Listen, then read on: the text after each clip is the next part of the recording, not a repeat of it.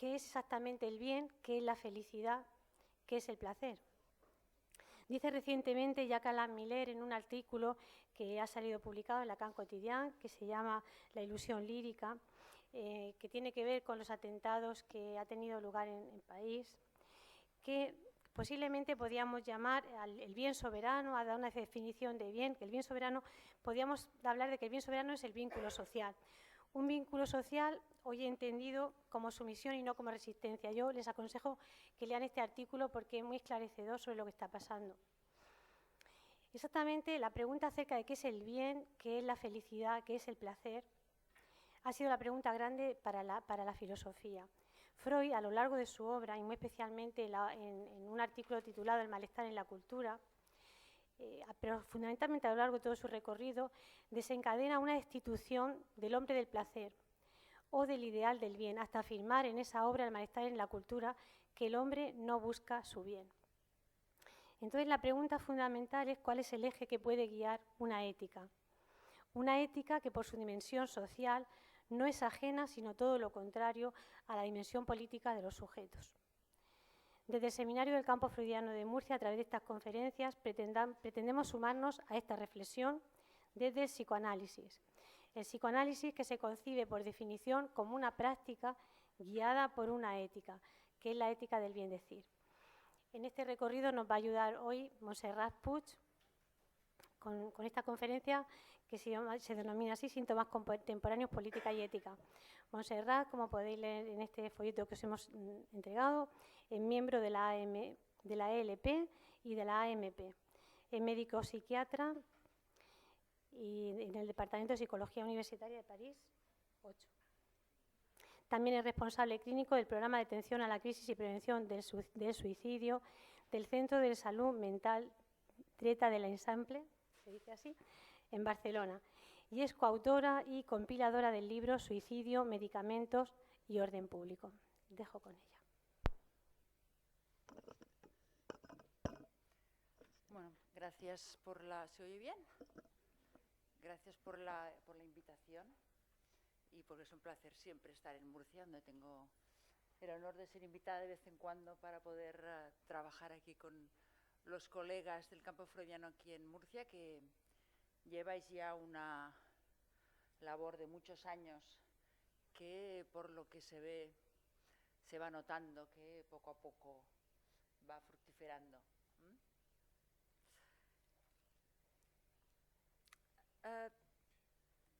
Me propongo hacer un recorrido entre distintos...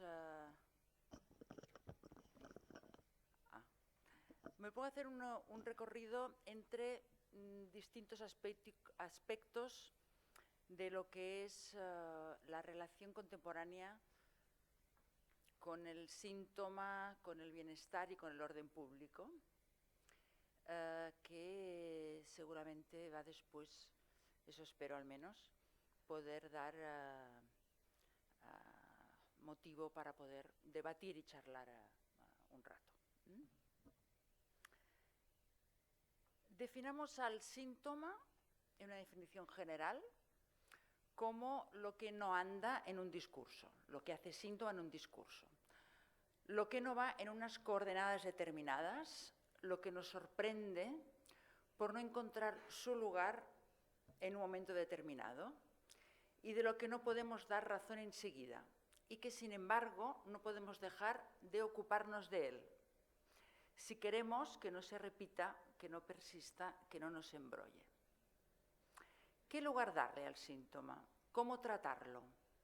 Es decir, ¿qué respuesta dar a la pregunta que se nos presenta como ineludible? ¿Qué hacer con el síntoma? A esta pregunta se la ha contestado de muy diversas formas a lo largo de la historia, en los distintos tiempos discursivos y en distintos campos. Desde el psicoanálisis se lo trata a lo que hace síntoma ligado a una respuesta ética. La respuesta ética del psicoanálisis es lo que hace que el síntoma sea central. Lo que hace síntoma es lo que nos orienta en psicoanálisis. Y a eso, es decir, a poderlo entender, es a lo que empujamos al sujeto cuando le ofrecemos un tratamiento por la palabra bajo transferencia. No hay otro modo de hacer que tratarlo por y con las coordenadas con las que se nos presenta. Y que eso es lo que no queremos desembarazar al sujeto. Es decir, de que tomamos que el síntoma dice algo de la verdad del sujeto y que no podemos obviarlo. Pero esta no es la respuesta que está en el discurso contemporáneo. Más bien todo lo contrario. Al hombre moderno se le ofrece esconder lo que hace síntoma y erradicarlo sin cuestionarlo, sin preguntarlo, sin hacerlo hablar. Más bien se trata de fuera lo que no funciona.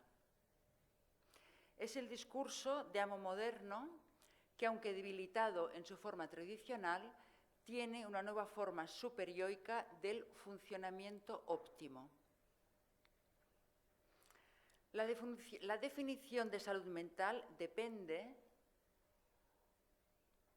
de lo que en cada época se establece como parámetros de normalidad y de adaptación que forman parte de los ideales de época. Una de las exigencias de nuestro tiempo capitalista es que se nos dice que pensemos en nosotros mismos como emprendedores, que debemos maximizar nuestra propia vida. Pensar más, gozar más, sentir más, producir más. Si no lo hacemos, somos culpables de malgastar la vida. Si la ideología neoliberal va tan bien actualmente, es porque introduce la psicología popular de que debemos optimizar nuestras vidas y de que somos responsables de nuestros fracasos. Por lo tanto, la demanda a veces en salud mental, tanto de primera mano en los adultos como a través de las familias y los profesionales en la infancia, es la de ayúdeme a ser mejor. Y esto no va a ser un sentimiento generalizado de fracaso vital, que abarca tanto el miedo al futuro en la infancia y la adolescencia, como cuando los sujetos caen de los sistemas productivos, lo que con el paro actual en nuestro país o el miedo a perder el trabajo es cada vez más frecuente, con la aparición de síntomas depresivos y de culpabilidad. Freud no ignoraba que más allá de la cuestión del alivio del sufrimiento, hay también cuestiones éticas y morales que no se pueden escamotear para poder entender por qué alguien ha enfermado y para poder ofrecerle el mejor tratamiento posible. Freud también recordaba que vivir no es evidente para todo el mundo y que puede llegar a ser un duro trabajo de sostener, que muchas veces sin saberlo, o con un poco de suerte sabiéndolo, recurrimos a distintos medios para poder soportar la vida. Él privilegiaba 3 medios para soportar la vida: el trabajo, la creencia religiosa o la ideología y el tóxico. El tóxico ha tomado la delantera actualmente. Las ideologías no se sostienen y el trabajo ha sido degradado hasta convertirnos a todos en proletarios. Para Freud, fundamentalmente, se trataba de trabajo intelectual. En cambio, el tóxico se ha vestido de salvador. La promesa de felicidad se ha igualado a la promesa de abolición del sufrimiento. Y allí la medicina y los sistemas de salud se han convertido en los encargados de que esta promesa se cumpla. El fármaco es el principal agente que la biotecnología ofrece para lograrlo. La salud mental para todos, que no es más que la universalización para todos iguales de ciertos parámetros de normalización, es un ideal inalcanzable y que se confronta en cada caso a que no hay ninguna posibilidad de alcanzar el bienestar en unas normas que serían comunes para todos los humanos. Cuanto más globalizados son los ideales de la civilización, cada vez más aparecen síntomas nuevos y sujetos que no entran, que no se incluyen en esos ideales. Tratamiento por la palabra y tratamiento por el fármaco, es decir, con medicación, ya no se plantean como excluyentes. No son excluyentes y, sin embargo, suponen éticas respecto al sufrimiento psíquico contrapuestos.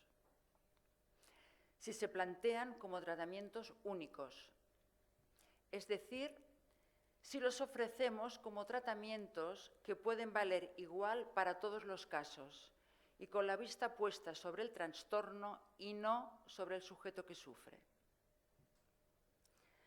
Fármaco y palabra no son complementarios.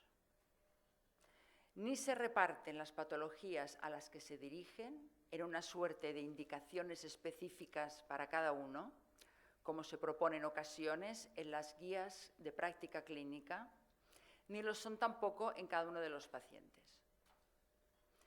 Fármaco y palabra tienen lógicas distintas, porque el objeto al que se dirigen es distinto, porque suponen una concepción del sufrimiento mental distinto y porque la ética que la sustenta es distinta.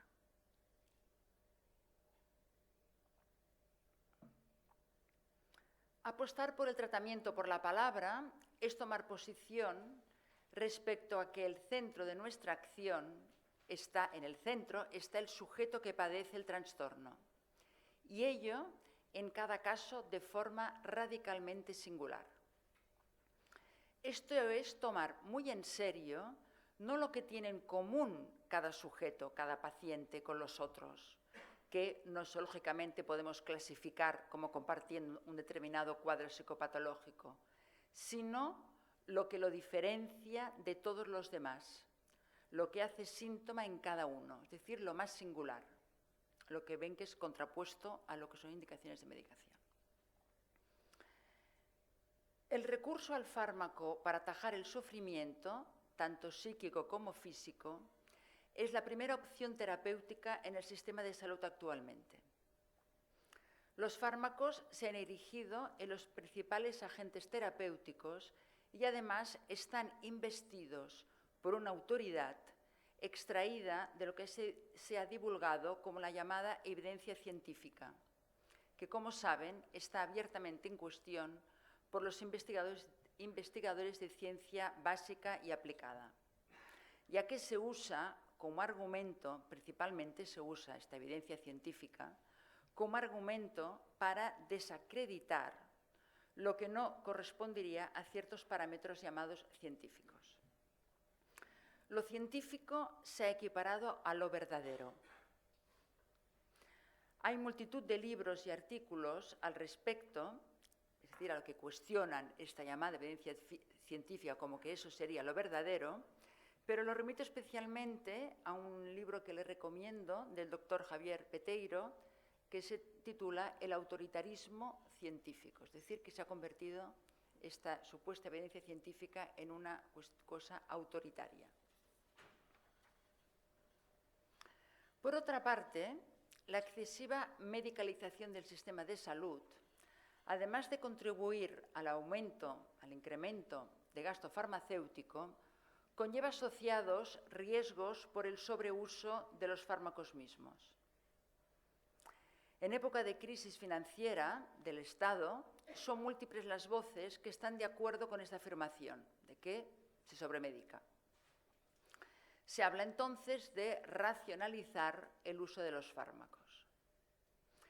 Han podido leer en la prensa general, últimamente, las múltiples alertas acerca de los efectos secundarios de fármacos muy usados por la población. Aparecen periódicamente noticias de estas.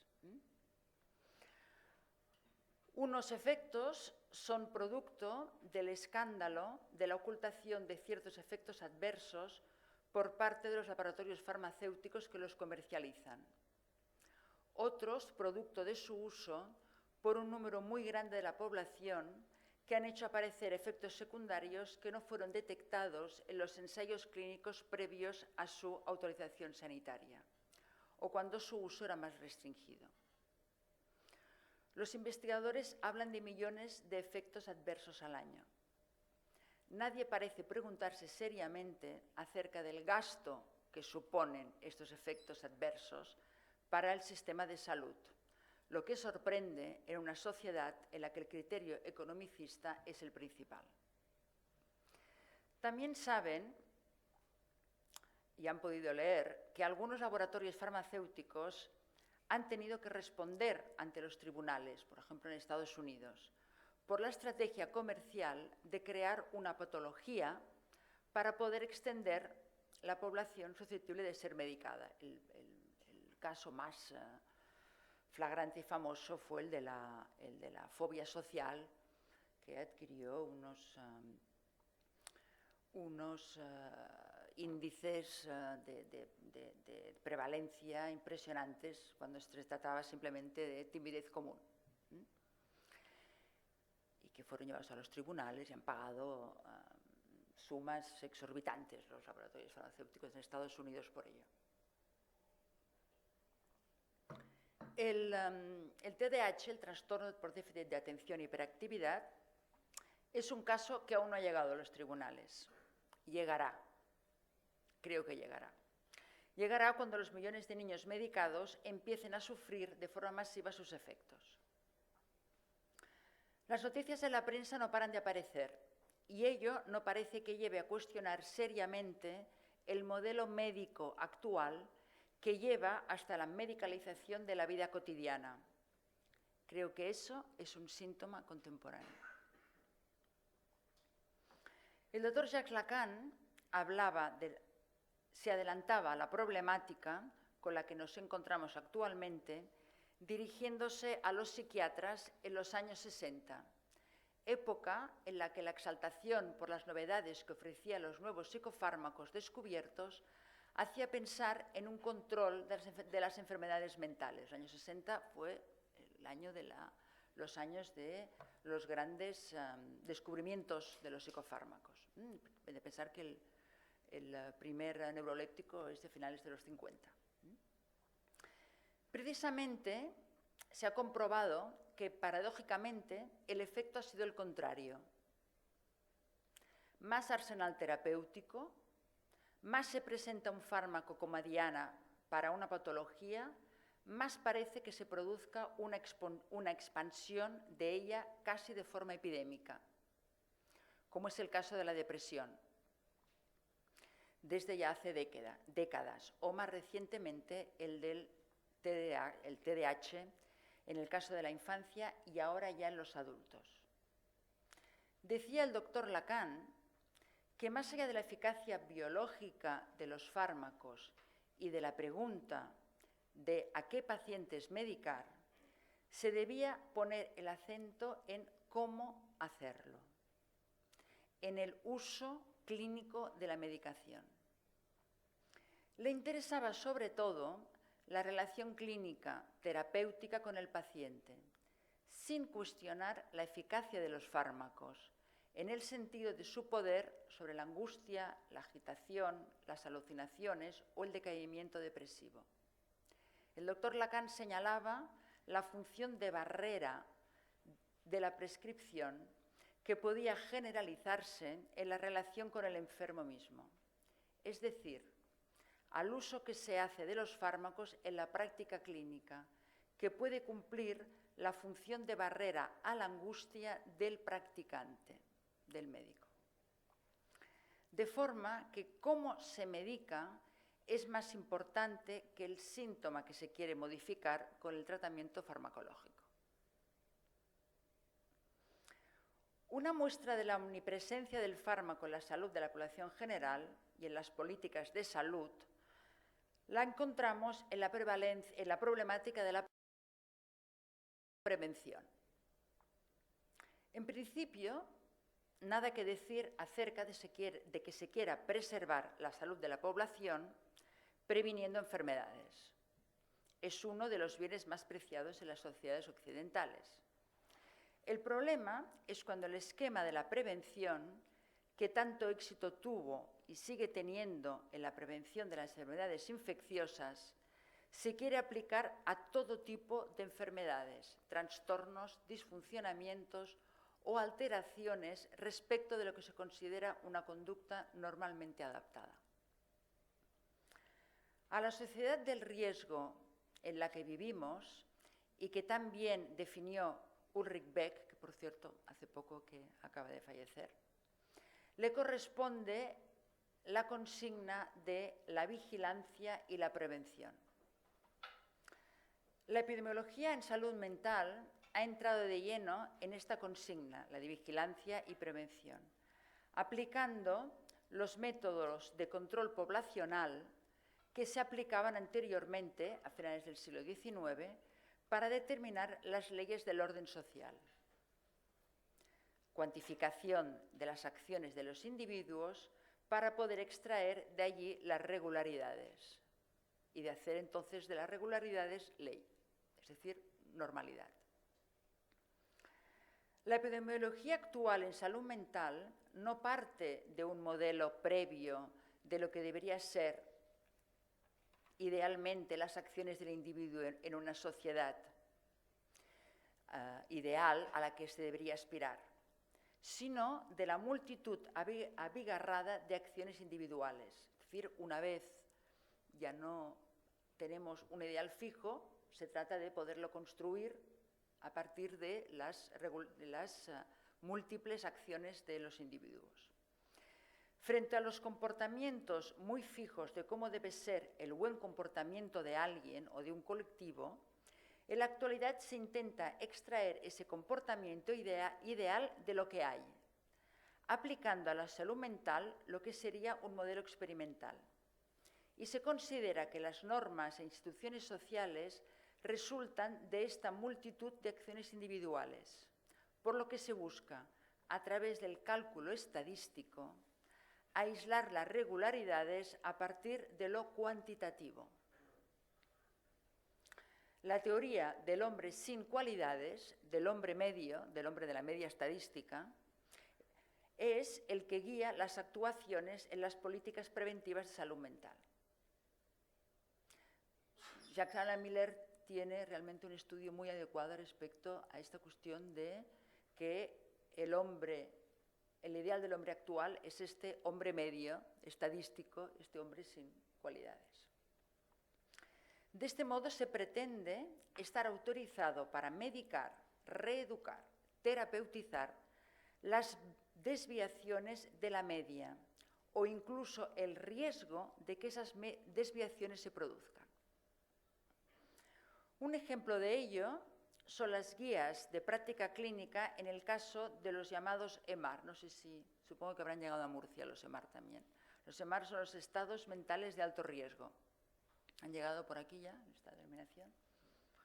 Ya llegará. Va a olas esto. En ellas se puede leer, estas guías de práctica clínica, se puede leer, sin que ello cuestione lo más mínimo, que los estudios epidemiológicos realizados pasando cuestionarios de salud a gran número de jóvenes para poder saber qué es un adolescente normal y establecer así cuándo se estaría en riesgo de psicosis, se diga que el 5% de la población general puede sufrir en algún momento de su vida alucinaciones o interpretaciones paranoicas de la realidad. Este es simplemente un ítem más de lo que le puede ocurrir a un adolescente medio. No hay saber que acompañe este dato. El número, el dato, está fuera del saber, lo que lo vuelve un imperativo. Lo que resulta de ello, en lo que nos interesa hoy, es que la prevención de recaídas,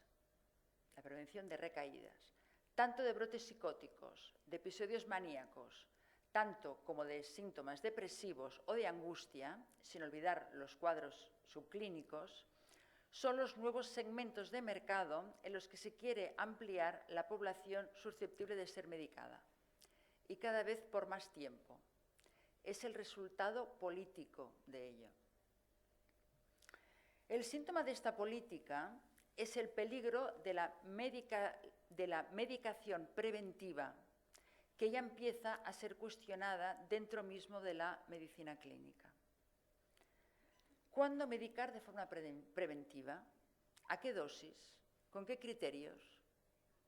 O lo que es más importante, ya que presenta preguntas desde la ética médica misma. ¿Cómo saber cuándo se puede retirar la medicación sin abocar al paciente a un nuevo episodio de la enfermedad? En la medicina defensiva actual no hay otra respuesta a estas preguntas que más tiempo. De modo que el número de las personas medicadas de por vida es cada vez mayor. Pero aún se ha dado un paso más en la expansión de la medicalización preventiva. Medicar antes de la enfermedad. Volvamos de nuevo al caso del síndrome de los EMAR, del estado mental de alto riesgo. Nacido en los países escandinavos y sistematizado en Melbourne, ven que siempre se trata de un movimiento planetario, y que se está extendiendo ya por Europa. En esta fase, el objetivo del tratamiento es evitar, demorar o minimizar el riesgo de transición a psicosis. Para ello se aplican diferentes tipos de tratamiento, sin que haya aparecido síntoma aún. Tratamientos de combinación de tratamientos psicológicos cognitivo-conductuales y farmacológicos, antipsicóticos, antidepresivos o ansiolíticos, antes de que aparezcan los síntomas. Se medica el síntoma antes de que aparezca. Se medica entonces el riesgo. La medicación preventiva amplía el campo de la salud mental en su función de orden público, es decir, de control del comportamiento de la población. En el discurso de época, en el que la prevención generalizada es uno de los significantes amos, la ciencia y el mercado aportan pues su objeto, el medicamento, para ayudar en esta tarea preventiva.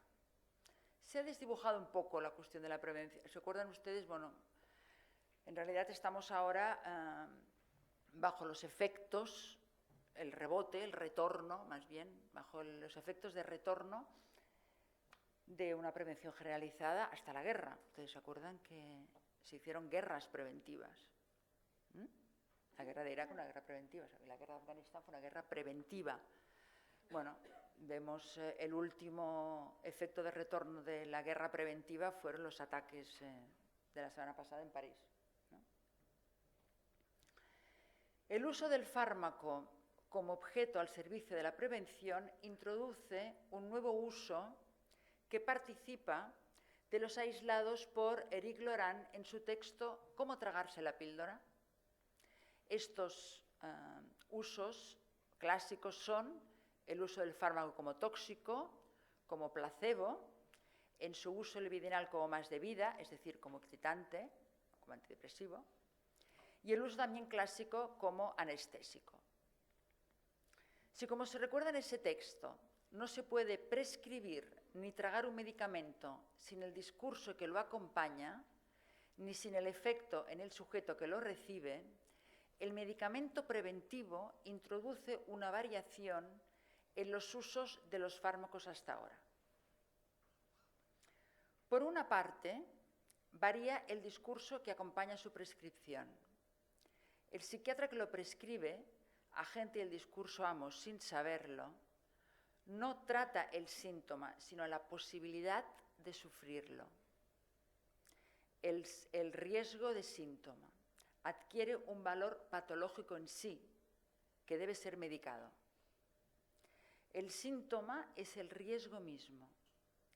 La práctica clínica psiquiátrica se encuentra entonces orientada por este síntoma riesgo y el protocolo la única guía posible, puesto que no hay clínica para orientarse, sino solo el protocolo. El fármaco deja de tratar síntomas francos y pasa a tratar índices probabilísticos de desviación de la media establecida de forma cuantitativa. El estatuto mismo del síntoma, construido por la psicopatología clásica, está entonces modificado. Por otra parte, el efecto en el sujeto que lo recibe,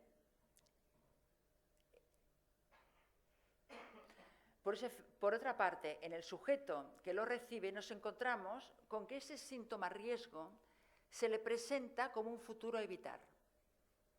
El medicamento se le propone como un objeto anulador, podríamos decir. Anulador del futuro que probablemente le espera, probabilísticamente le espera. Un trastorno o las consecuencias de ese trastorno en la vida del adulto, como por ejemplo, bajo la amenaza de trastorno antisocial o de trastorno de adicciones para el caso de los trastorno por déficit de atención. No sé si se han encontrado ustedes por aquí, pero hay muchos padres que aceptan la medicación de sus hijos bajo la amenaza de que les dicen, mire ustedes, si no tratan a sus hijos, tengan en cuenta que en las cárceles hay, y en los servicios de adicciones hay muchos sujetos que anteriormente, durante niños, se extrapola que tuvieron. El fármaco se presenta al paciente como un neutralizador de las consecuencias de los malos encuentros en la vida. De modo que la respuesta del sujeto, siempre singular, queda anulada. Se espera que el sujeto aprenda a leer en los efectos del fármaco y en su vida la enfermedad futura anunciada por la probabilidad. Los efectos simbólicos, imaginarios y reales del fármaco, en cada uno por uno, no se pueden prevenir, cuantificar, medir. La indeterminación, la contingencia, lo irreductible del síntoma a la norma media, desdirá en cada caso la normalización esperada en el ideal imperativo de la prevención generalizada.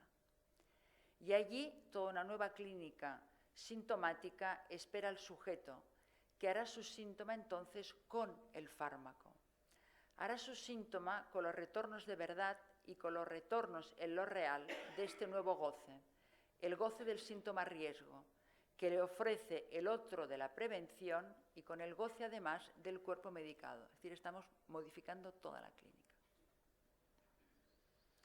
El medicamento medica el organismo, tiene efectos en el cuerpo, lo calma, calma la angustia, la agitación, el insomnio, la invasión de las alucinaciones para que el sujeto pueda soportarlo. Por ello, proponemos un uso, pero restringido, de la medicación, para que el sujeto pueda estar libre de estas invasiones y sufrimiento insoportable y pueda entonces responder a lo que le ocurre. Ya que una posición fundamentalista antimedicamento sería una exigencia de soportar el sufrimiento no ética. No somos nadie para imponer el sufrimiento en aras a un supuesto bien superior. El uso de la medicación para hacer posible el tratamiento por la palabra es imprescindible en muchos casos graves, pero no en todos. Y se ha de tener en cuenta que el fármaco alivia, pero el síntoma persiste. Si no tenemos esto en cuenta, si solo medicamos, se cronifica tanto el síntoma como la toma de fármacos. Veamos otro de los síntomas de la orientación actual en relación a lo que no anda. A lo que no anda bien en el planteamiento que el discurso del amo actual ofrece al sujeto para orientarse, ya que hemos dicho que va de la mano del ideal de prevención generalizado y que puede llegar en algunos casos al absurdo. Que sea absurdo no lo hace en algunas ocasiones menos dañino, ya que algunos sujetos que sin otra orientación caen a veces en acordar estos ideales. Tomemos, por ejemplo, las políticas de prevención de suicidio. El riesgo de pasaje al acto suicida es uno de los ámbitos en los que más fácilmente podemos ver cuál es el funcionamiento y los límites de esta política de prevención. Mejor prevenir que curar, es la máxima. Máxima que guía las actuaciones sanitarias de la OMS y que podemos decir que es la máxima a aplicar en el trato del suicidio, ¿no? Porque ahí no hay curación posible, no hay marcha atrás. El año 2004, la OMS declaró el suicidio como un problema de salud pública enorme y prevenible. Y el 10 de septiembre como el Día Mundial para la Prevención del Suicidio, que queda establecido. Cada año es así.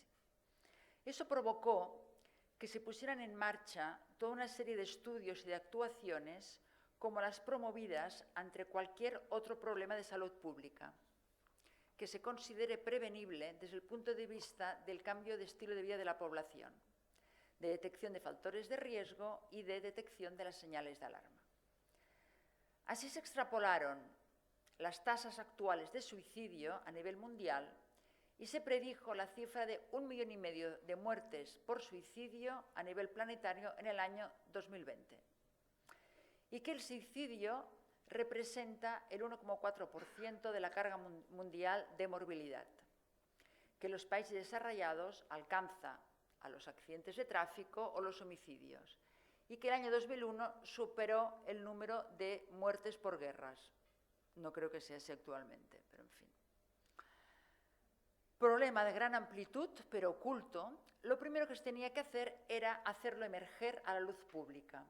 Y así se dedicó el Día Mundial para prevenir el suicidio, para hacerlo emerger y hacerlo visible, como se dice. Los efectos nos hicieron esperar. Los organismos transnacionales se pusieron en marcha y fue uno de los temas principales, junto con la plaga de la depresión, que no le es ajena, de la reunión de responsables de salud de la Comunidad Europea celebrada en Helsinki para determinar los grandes ejes que deben orientar las políticas de salud en los próximos años.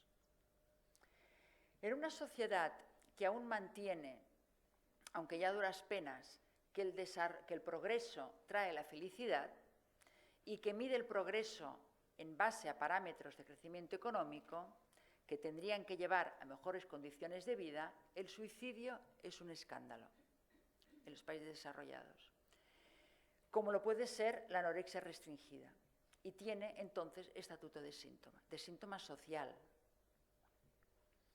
Las tasas de suicidio siguen paradójicamente un patrón parecido a la percepción de la felicidad. Si bien a menor miseria, menor tasa de suicidio y mayor índice de felicidad, esos son estudios sociológicos, ustedes, antes de la crisis había todo un movimiento de intentar medir la felicidad de la población en un parámetro que incluía el IPC, pero que no solamente el IPC.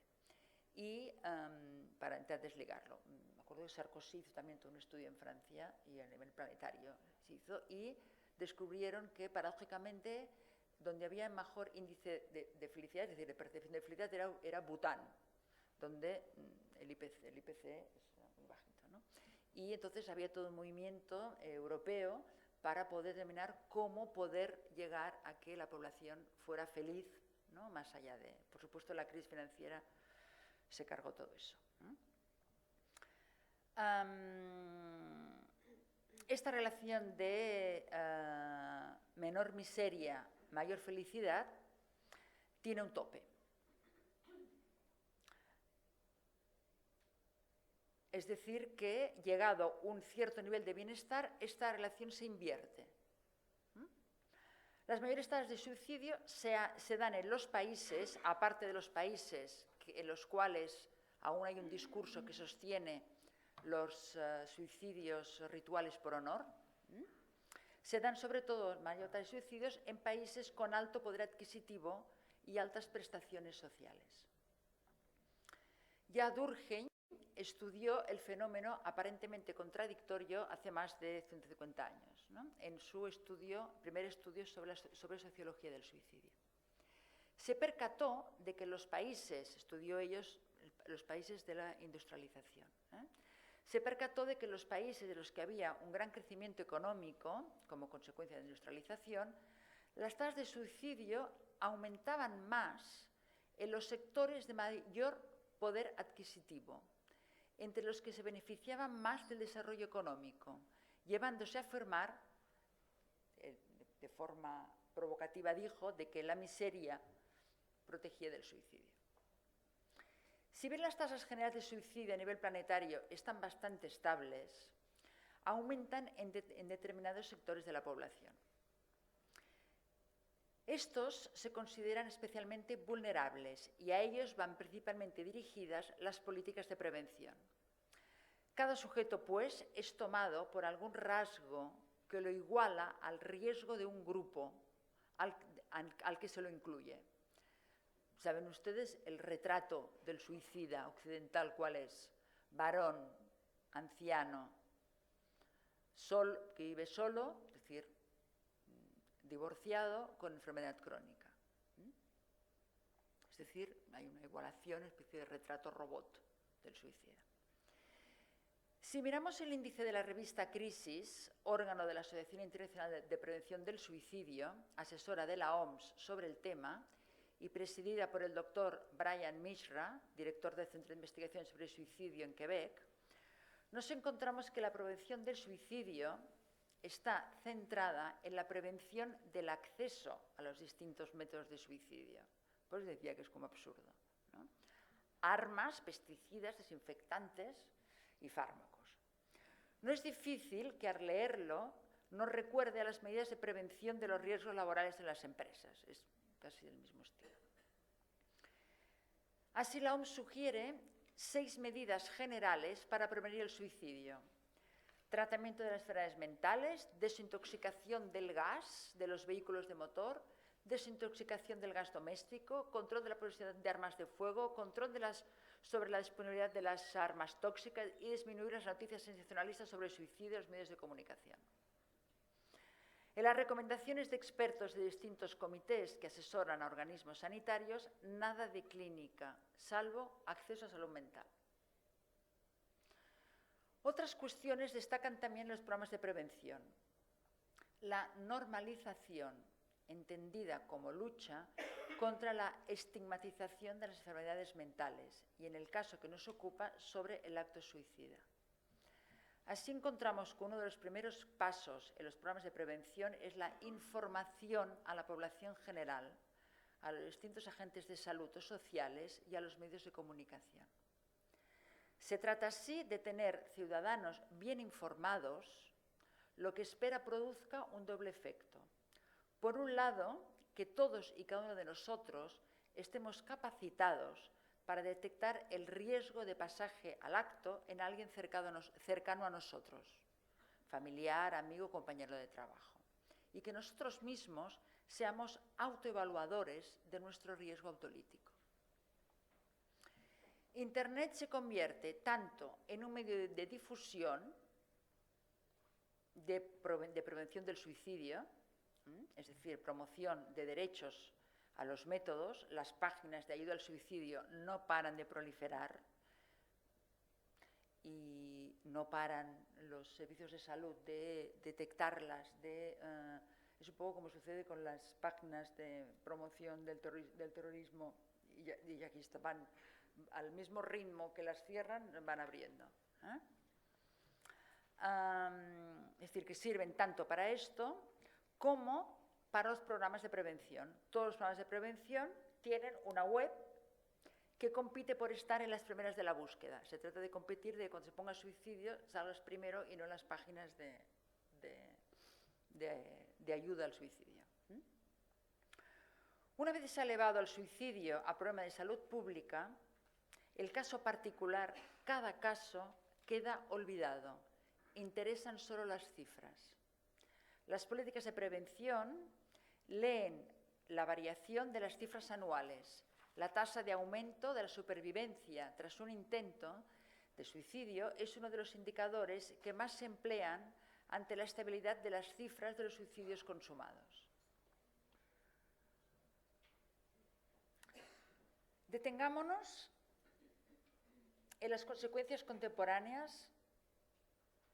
Son algunas, es otra de las vertientes de los síntomas en la actualidad. En las consecuencias contemporáneas en las que de un modo a otro estamos inmersos en la relación a lo que consideramos más nuestro cuerpo. Los cuerpos en el discurso contemporáneo también han sido tocados y producen sus síntomas y son síntomas del discurso. El ideal de la ciencia y la búsqueda de respuestas sobre el ser, sobre la identidad, los tratan a los cuerpos como un campo privilegiado de investigación.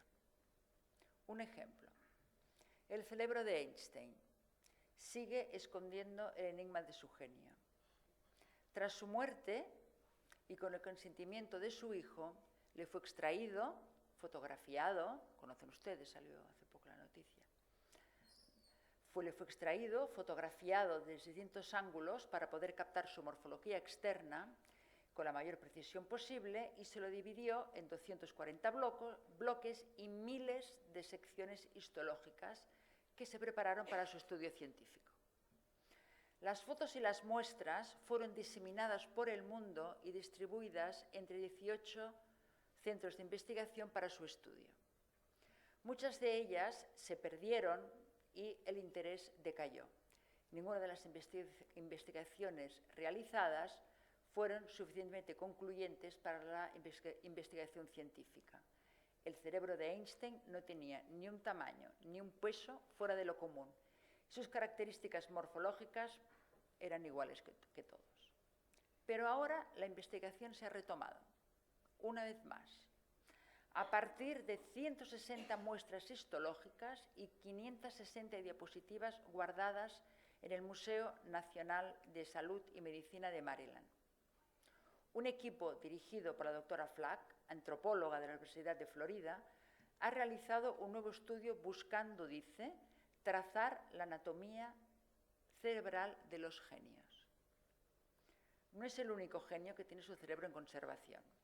Y el hecho de que se retomen estas investigaciones, que se publiquen en las revistas científicas y lo que puede ser más sorpresivo, que merezcan ser difundidas a la población general en un periódico de gran tiraje como fue en El País el año pasado, nos puede mostrar uno de los usos del cuerpo en la actualidad. El uso del cuerpo como cadáver, del que extraer un saber sobre el ser humano que lo portaba. Como si la verdad de lo humano, de cada uno de nosotros, estuviera en nuestro cerebro. Por otra parte, que el estudio al que nos referimos sea dirigido por una antropóloga no es banal, y en ello podemos leer la pendiente actual de lo que anteriormente conocíamos como ciencias sociales. Si bien estas investigaciones morfológicas tienen algo de anticuado, ya que el interés actualmente se centra en el estudio no tanto morfológico sino del funcionamiento, sí que son una muestra de que la fragmentación del cuerpo puede no tener fin y de que no está circunscrito a la investigación científica, sino que es un posible uso generalizado del cuerpo propio y ajeno. Me explico. Además, otra muestra. Las series de ficción televisivas. No sé si son ustedes aficionados a las series. Yo soy una adicta. En algunas de las mejores también encontramos el cuerpo como cadáver. Ya se trate de las series en las que el centro es la morgue, como por ejemplo CSI, o en los múltiples asesinatos en las que, por ejemplo, The Wire, ¿conocen la serie The Wire? En los asesinatos múltiples en los barrios, por ejemplo, en este caso, de Baltimore. La investigación de los casos policiales también se resuelven por fragmentos del cuerpo, que funcionan más como indicios que acorralan al culpable que como elementos para construir un relato de lo ocurrido, como sucedía en las novelas o en el cine negro clásico. En las series de televisión, solo el móvil del crimen puede dejar entrever la dimensión del deseo y del goce, tanto de la víctima como del asesino. Si no, se trata del cuerpo a trozos. Aunque parezca paradójico, mientras más se toma el cuerpo como cadáver, más nos encontramos a la vez con el culto y la fascinación por la imagen. Por un lado, se trata de un cuerpo que es mirado por la ciencia hasta sus últimos recovedos, con la ilusión de que sus imágenes serían lo real. No hace más falta uno ir al médico, ¿no? Se trata de que me miren, y la medicina es la ciencia de la mirada. Es el silogismo que señala Bachmann de lo real todo visible. Es una imagen que está tocada por la fragmentación. Es como si la imagen intentara atrapar lo que por otro lado queda fragmentado. Además nos encontramos con distintos modos actuales de recomposición de la imagen, que pasan por la modificación de lo real del cuerpo, cirugía estética, piercing, body art. Es un uso del cuerpo cada vez más singular a cada sujeto, cuya imagen no puede ya superponerse a la imagen especular captada en el estadio del espejo, imagen que era apoyada en el otro como punto de anclaje simbólico. El cuerpo es cada vez más particular y cada vez más fragmentado y extraño a nosotros mismos, de modo que su parcialización puede implicar su manipulación hasta extremos sin duda preocupantes en cuanto a las consecuencias sobre el sujeto. La pendiente lleva hasta la identificación del sujeto con su cuerpo manipulado. Son los problemas de identidad, ¿no? De que no hay, para poder estar a gusto con la identidad, hay que estar a gusto con su cuerpo hasta la manipulación extrema.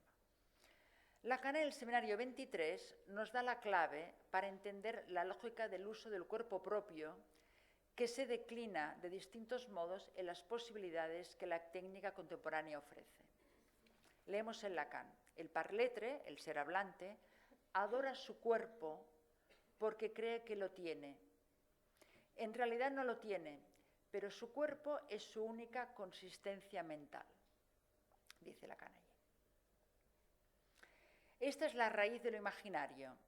Yo lo curo, es decir, lo engordo, luego lo sudo, luego lo soy. A esto se reduce la adoración del cuerpo propio.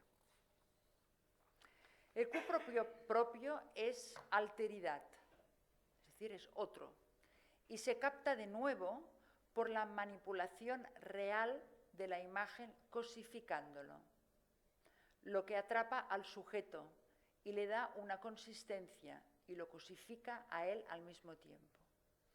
La consistencia imaginaria del cuerpo es manipulada de forma real actualmente.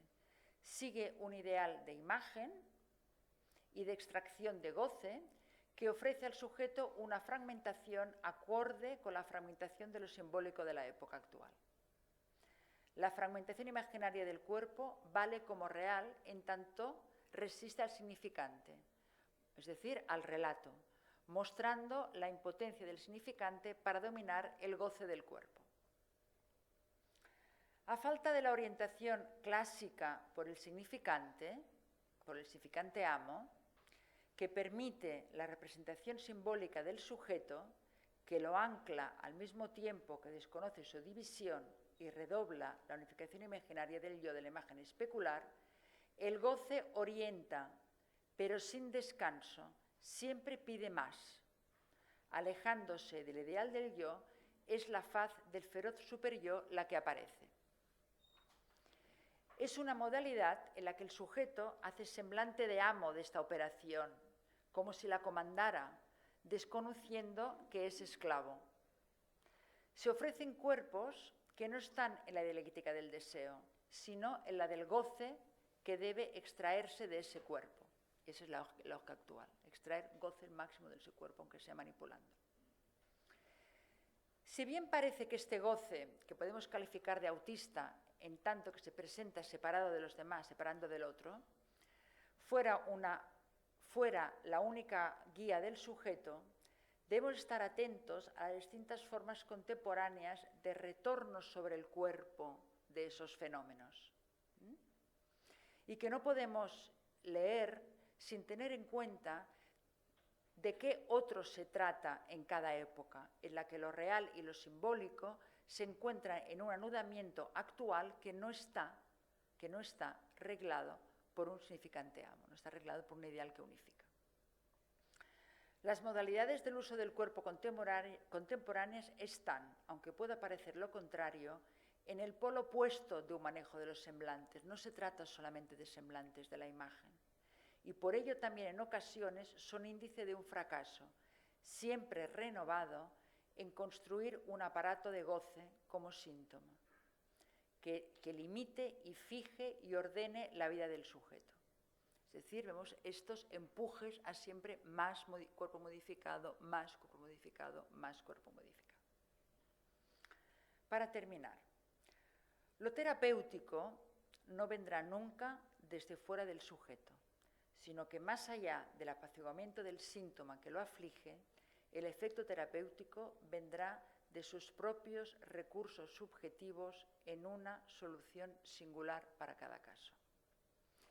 El sentido de los síntomas es siempre particular. Lo sabemos por el psicoanálisis y lo corroboramos día a día en la clínica. No hay, pues, ni explicación ni solución desde fuera que podamos proponer a alguien para su curación. No hay curación para todos, no hay la misma curación para todos. Esta es la orientación de la palabra que puede ser terapéutica.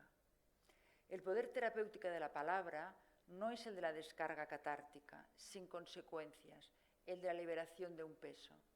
Hablar puede ser terapéutico si se lo considera en la dimensión que el que habla es un sujeto capaz de responder, que es un sujeto de la palabra producto de su respuesta singular, de los encuentros, de la respuesta a sus ideales, de la respuesta a los encuentros de la vida, a los otros parentales y sociales con los que se ha encontrado. Ello no quiere decir que todo valga. Por supuesto, hay mejores y peores condiciones para un sujeto, mejores y peores encuentros, pero nada garantiza ni la patología ni las consecuencias en el sujeto que los vive. La causa y el efecto no están en una relación lineal.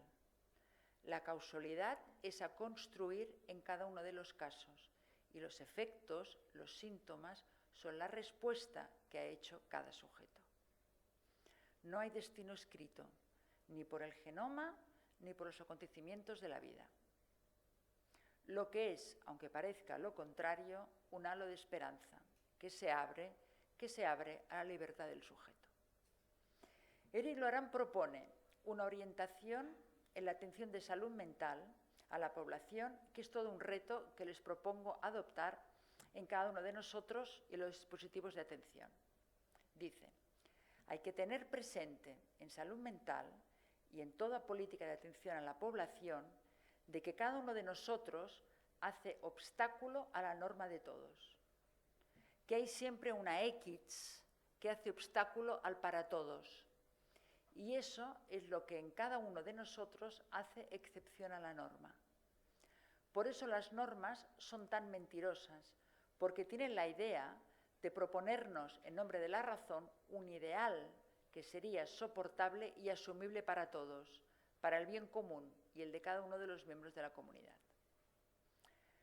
Para eso es imprescindible dar la palabra al sujeto, a cada uno, y tomarla muy en serio, es decir, tomarla como un índice de su singular forma de estar y de su singular forma de solucionar las dificultades encontradas. Se trata, pues, de una pregunta ética que subyace. ¿Cómo vivir una vida de manera que sea consecuente con la moral de la época, trabajar y amar, y al mismo tiempo rechace las falsas ideas de la moralidad contemporánea? No se trata de empujar a los sujetos a la marginación, sino de respetar su modo particular de inclusión, que nunca será de un modo del todo estándar ni del todo total. Así, ahí está la libertad de cada sujeto, imprescindible de preservar, también por el bien de la sociedad, ya que nada nuevo puede aparecer si solo damos cabida a lo de siempre conocido.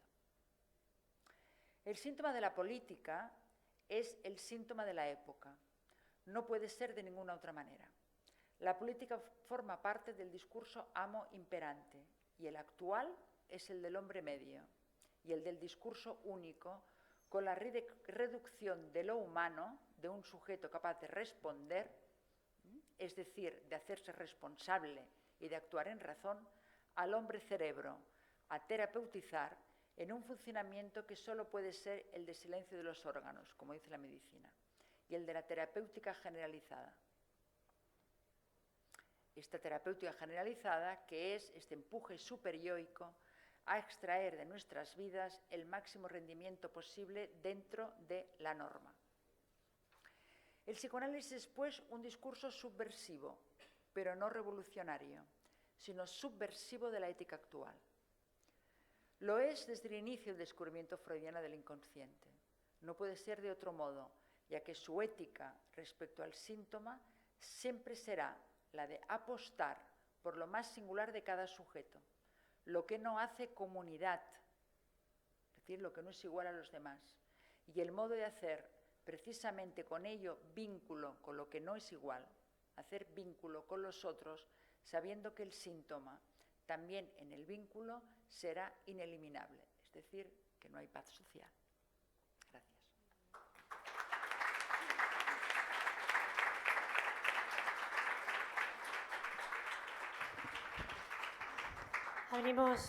Abrimos un turno de preguntas, aunque sea breve.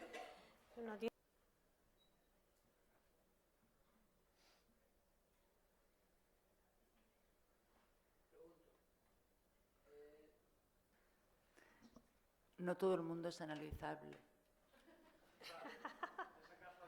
Hay que tener una posición ética para analizar.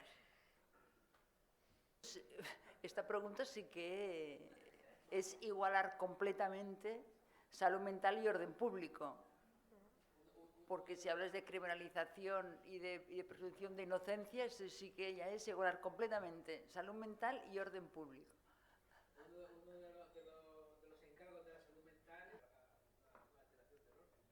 Pero de todas maneras, es que la cuestión de la prevención tiene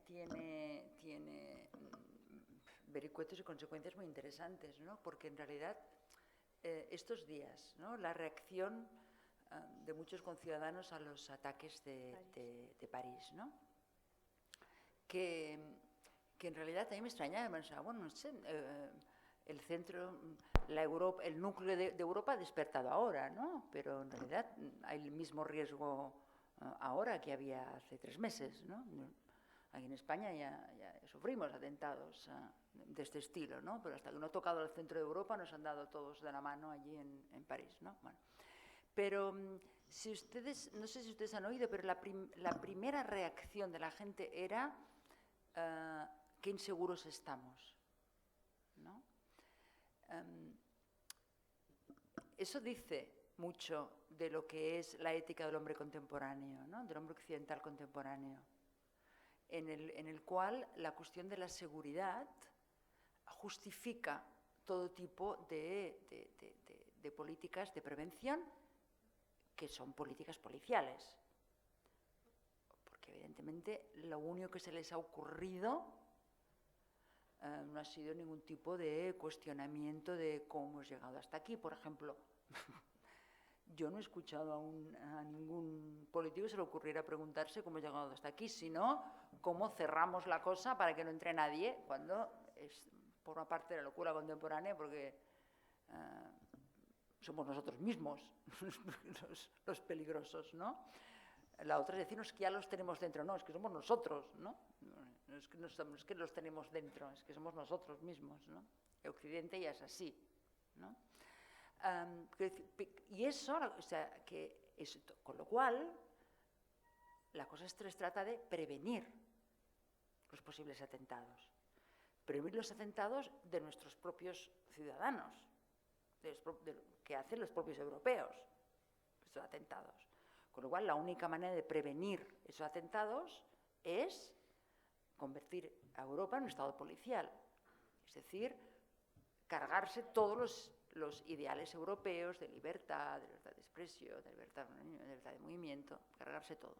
Es decir, que la cuestión de la prevención es, creo yo, es decir, la seguridad, en este caso, ya forma, no nos damos cuenta hasta qué punto forma parte ya de la subjetividad de época, forma parte de nosotros mismos.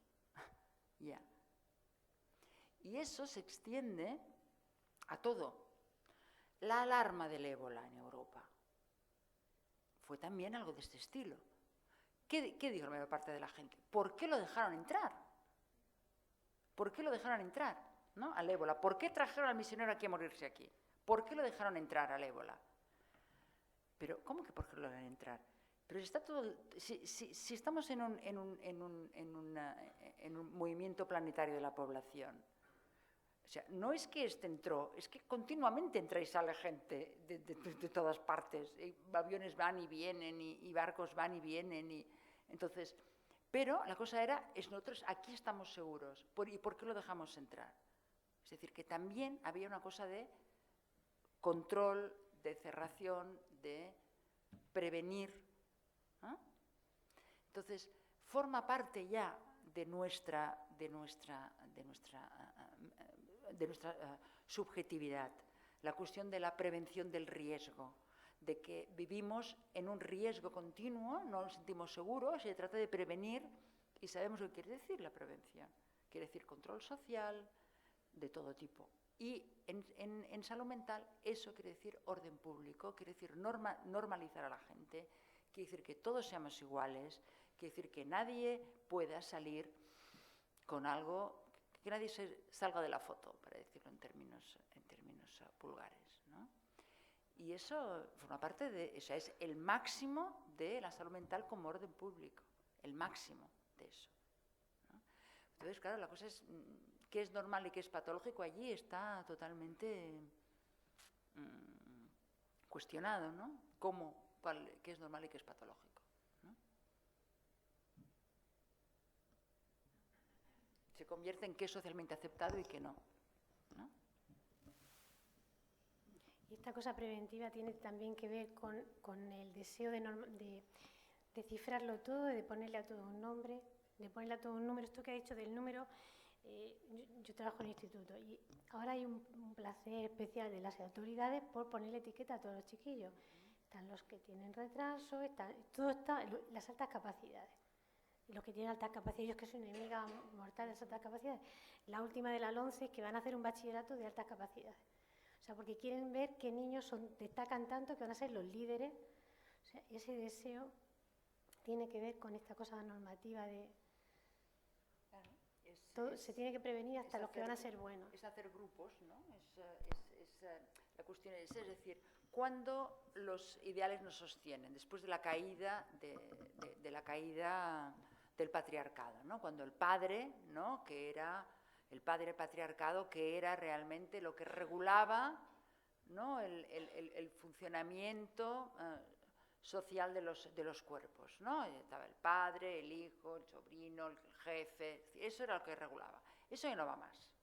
El orden social es totalmente trastocado, ¿no? Subvertido al respecto.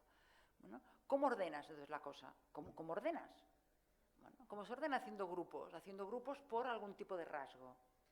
Y se hacen grupos por rasgos. Ya puede ser por rasgos patológicos, como pueden ser por rasgos, pues los superdotados son un rasgo ideal, se hacen por rasgos. Pero es que los sujetos también se juntan por rasgos, se juntan por comunidades. El éxito, por ejemplo, de las asociaciones de enfermos son hacer comunidad a partir de un rasgo, en este caso un rasgo que se considera patológico, ¿no? Por ejemplo, ¿no? Los lobbies que se hacen de presión por una determinada característica, ¿no? Son también juntarse por rasgos para hacer comunidad y hacer fuerza delante de este otro caótico social, ¿no? Que solo se mueve por determinados intereses, que no hay orden, ¿no? Entonces se hacen grupos, es una manera de restablecer comunidades por rasgos identificatorios que son caóticos, que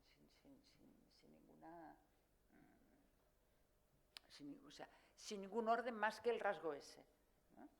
y que pueden ser rasgos de goce, pueden ser rasgos identificatorios, pueden ser rasgos de distintos tipos, ¿no? Por los artistas que conozco, ¿qué se entiende por arte actualmente? Dos artistas juntos no se ponen de acuerdo. ¿Qué se considera arte actualmente más allá de lo que el mercado considera arte?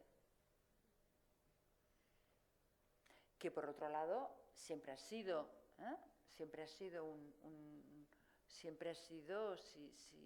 si el arte tiene que ver con la sublimación, ha de haber circulación social de la obra, con lo cual siempre es otro el que dice que eso es arte, ¿no? Evidentemente. Pero es incluso la obra de arte está en cuestión actualmente, ¿no?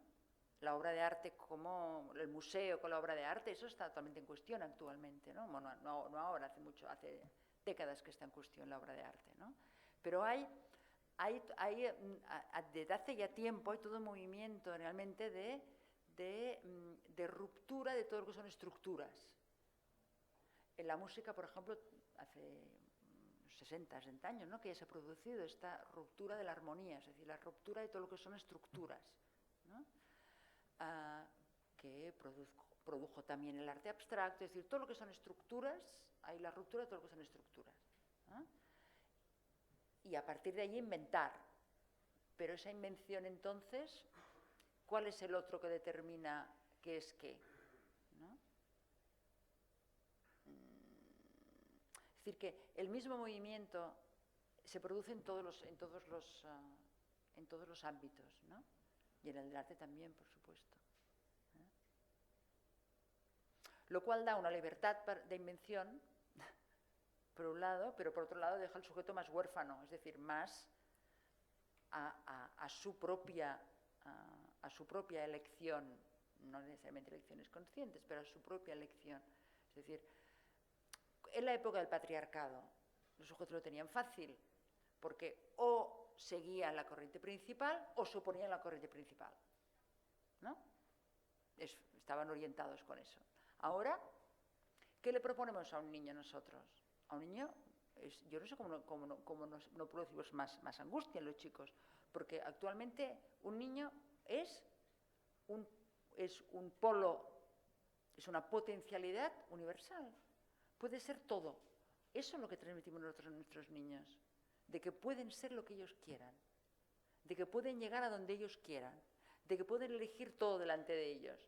Es lo que se transmite a los chicos, de que está todo abierto.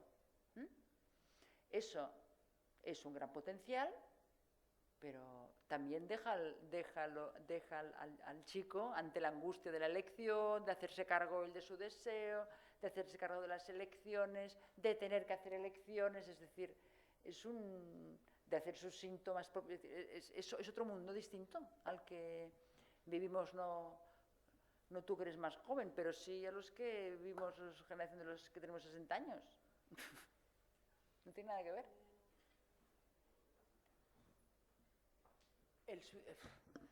Quitarse la vida es una posibilidad del ser humano. Y cada uno que lo intenta o que toma esa decisión lo toma por sus razones, no quiero decir conscientes, particulares a él. Por eso, caso por caso, se ha de ver. Pero sí, como movimiento social, sí que realmente, realmente el estudio es muy significativo, ¿no? De que realmente a mayor expectativa de que el sufrimiento va a ser cero y la felicidad va a ser total, más sujetos caen, ¿no? Es decir, como menos diversidad haya, más posibilidades de que sujetos caigan por el camino. Es así. No entren en el cuadro ese. A lo mejor con los recortes nos quieren hacer un favor. Para que no nos suicidemos.